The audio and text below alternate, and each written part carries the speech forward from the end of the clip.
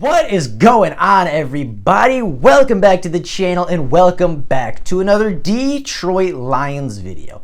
Now, the Detroit Lions and every other NFL fan base is looking forward to the NFL draft. Obviously, with it being the offseason with no other teams playing football at the moment, the NFL draft is something that all NFL fans look forward to every single year, as it is a great opportunity to improve your team from top to bottom. It's a great opportunity to add young talent to your roster, and it's a great opportunity to add the NFL's future stars to your franchise.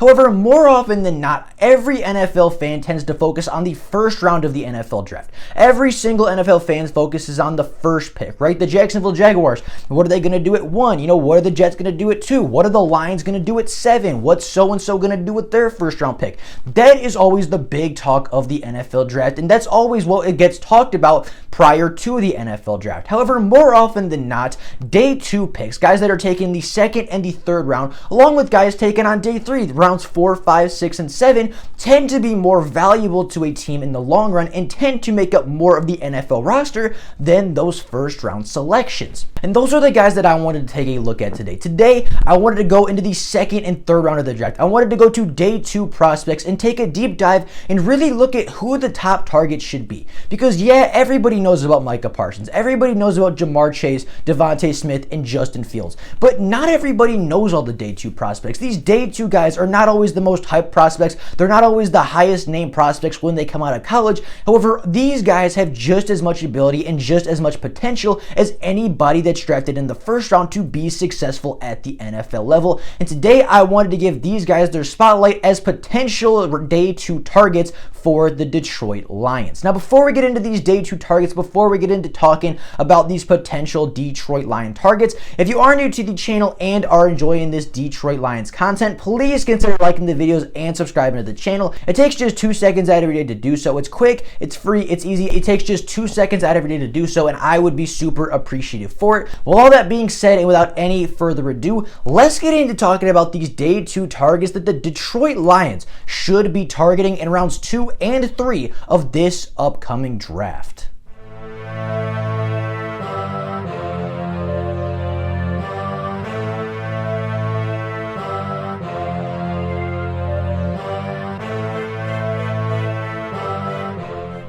Now, the Detroit Lions currently hold 3 picks on day 2 of the draft. They hold their second round pick that they earned from obviously just having a bad season. They obviously earned that pick by just being an NFL franchise. They hold their third round pick that belongs to them, as well as holding the Los Angeles Rams third round pick that they acquired from the Matt Stafford trade. So the Lions will have 3 opportunities on day 2 of the draft to add playmakers, to add really good franchise caliber players to help boost and get this rebuild underway. And today I wanted to take a deep dive and take a deep look at some of the biggest targets the Lions should be looking for on day 2 of the draft. Now, the first option and the first target I think the Lions should be looking to acquire on day 2 is Rondale Moore, the wide receiver out of Purdue. Now, Rondale Moore in his college football career was never really able to fully break out. He had a fantastic freshman season, and you could say that was his breakout season. However, in his sophomore and redshirt sophomore campaigns, he was injured or he opted out of the college football season and wasn't really fully able to show everything he was capable of.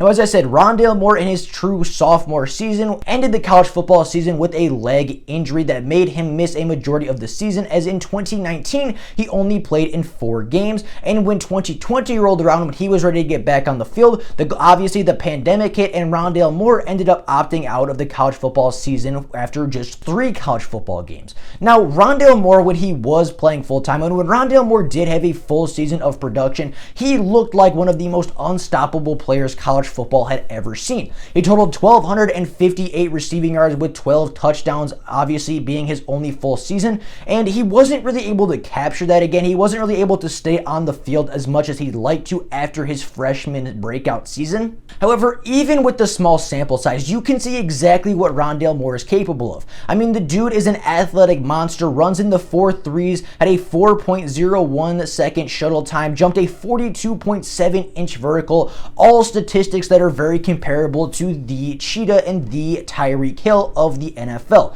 You know, I'm not saying Rondale Moore is going to be the next Tyreek Hill, but he has all the tools to do so. He's a very good route runner, creates elite separation, is really good with the ball in his hands, is very good as a runner after the catch, makes people miss, is incredibly difficult to tackle. And as I said, even without a lot of very good quarterback play at Purdue in his true freshman season, still totaled 1,258 yards and 12 touchdowns. So, I mean, yes, I believe the reason Rondale Moore will fall to day 2 is his lack of consistent production and is his lack of being on the field consistently for the Boilermakers. But based on what I've seen from Rondale Moore, based on what I saw his freshman season, and even as early as his first game when he broke the NCAA record for all-purpose yards in a game, those kind of things, those kind of flashes, and his freshman year in its entirety shows me everything I need to know about Rondale Moore as the player, as the prospect, and as the wide receiver that I want the Lions to add to this team. Now, the second target the Lions should be looking to acquire on day 2 of the draft is Azeez Ogilari, the edge rusher out of Georgia.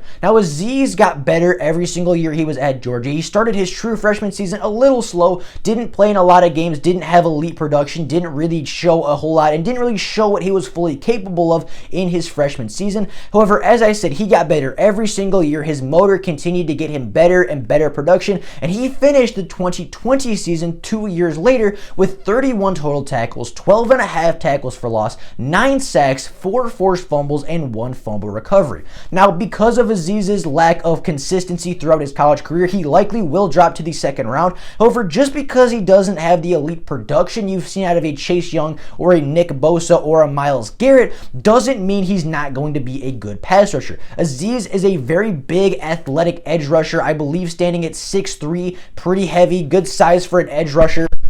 Not to mention, I believe his best quality is his motor. He runs with an incredibly high motor. He works hard every single play, and although he's not necessarily the most technically refined player you'll ever see, his motor and his work ethic and his ability and his athleticism gets him production more often than not, and I do believe Azeez will be a very good edge rusher in the NFL. He has all the tools, he has all the skills, he has the size, the speed, the athleticism, and showed that he can get decent production in the SEC, where just like every other position in the SEC is not a gimme. The SEC is arguably the most competitive and arguably the toughest division in college football. So for an edge rusher to get those kind of stats, 12 and a half tackles for loss, 9 sacks, 4 forced fumbles, that is quite an accomplishment in its own right. And I believe playing in a tougher conference, playing in a tougher division, and playing against tougher competition each week will put Azeez a little bit higher and will give him a little bit higher of a floor when it comes to other edge rushers in this class. And the third target that I believe the Detroit Lions can target in round 3 of the NFL draft,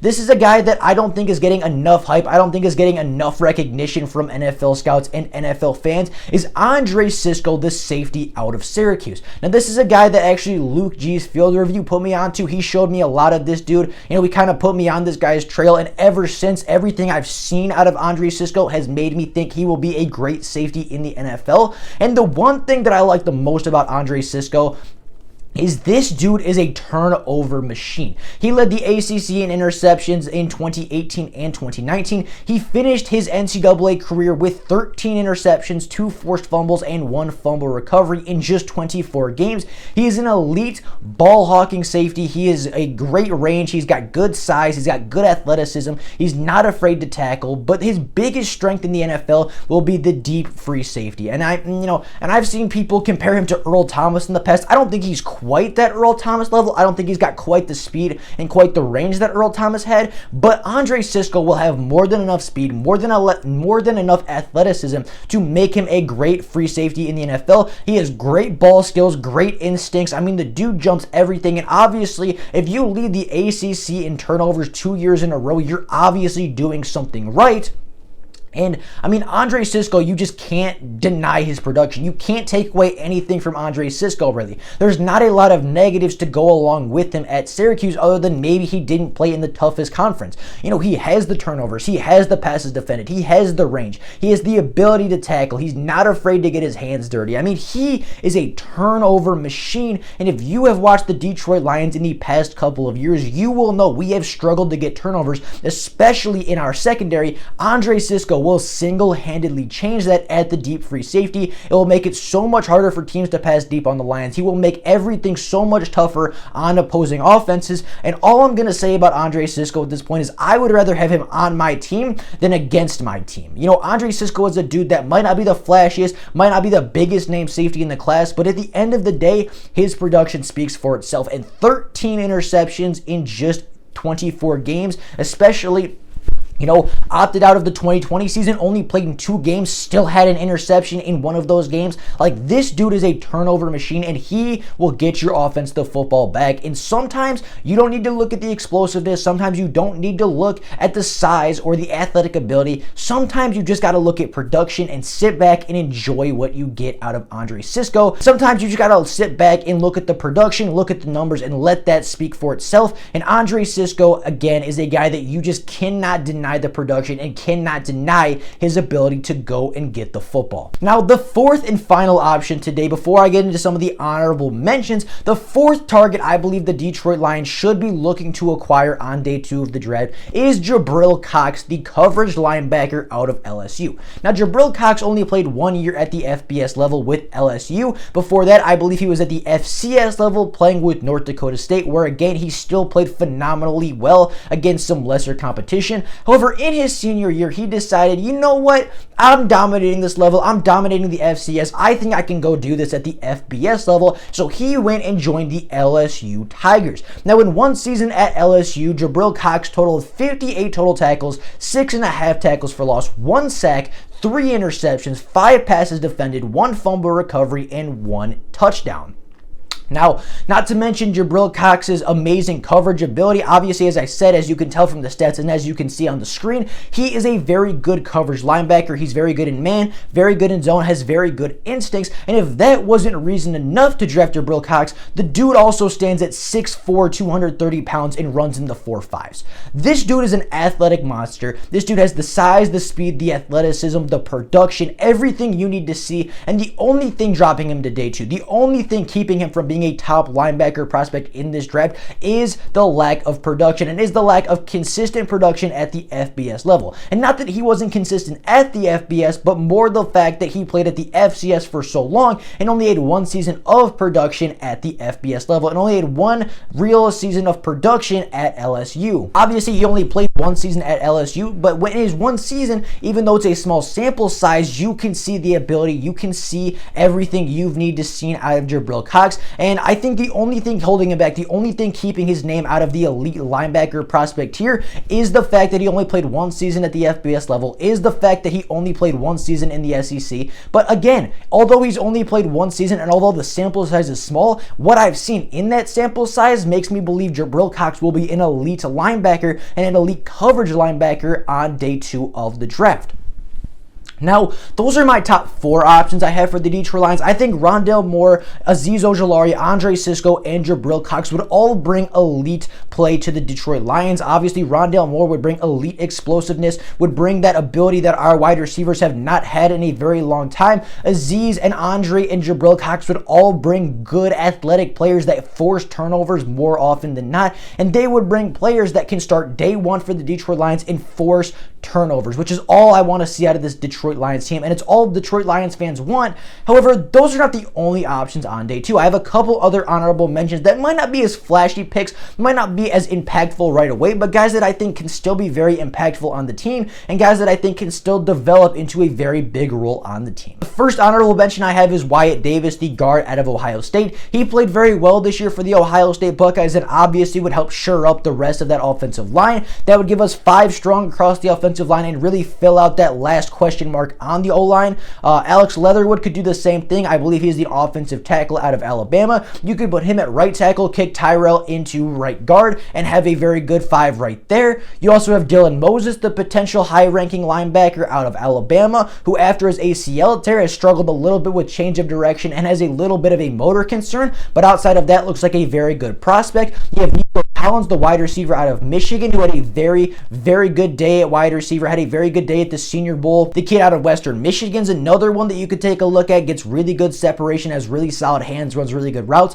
Like, there's a lot of different ways the Detroit Lions can go with this day 2, and there's a lot of different players the Lions are going to look to target on day 2 of the draft. However, today I wanted to talk about some of my top ranking guys. You know, as I said, those are my top ranking guys: Rondale Moore, Azeez Ogilari, Cisco, Jabril Cox, you know, even the honorable mentions: Wyatt Davis, Alex Leatherwood, Dylan Moses, Nico Collins, all very solid players that will impact the Lions immensely in the near future and get this rebuild off to a tremendous start for the next couple of years. With all that being said, that is all I got for you guys today. Let me know down in the comments below what you think about these prospects in particular, and if I missed any mid-round picks. Did I miss a player that you think is going to be in the mid-round? Is there a player that you think is going to fall to day 2, or do you think there's a player that's not getting enough hype and will actually be taken earlier on day 2 than he's projected to go? Let me know what you guys think about our day 2 prospects down in the comments below. I'd be very interested to hear what you guys think about this situation and what guys you would take on day 2 of the draft. But with all that being said, that's all I got for you guys today. Thank you all so very much for watching the video. If there is Lions news before tomorrow, then I will obviously make a video letting every single person know. But until then, that's all I got for you guys right now. Thank you all for watching, and I'll see y'all tomorrow with more Lions content. Thank you all for watching. Bye, guys.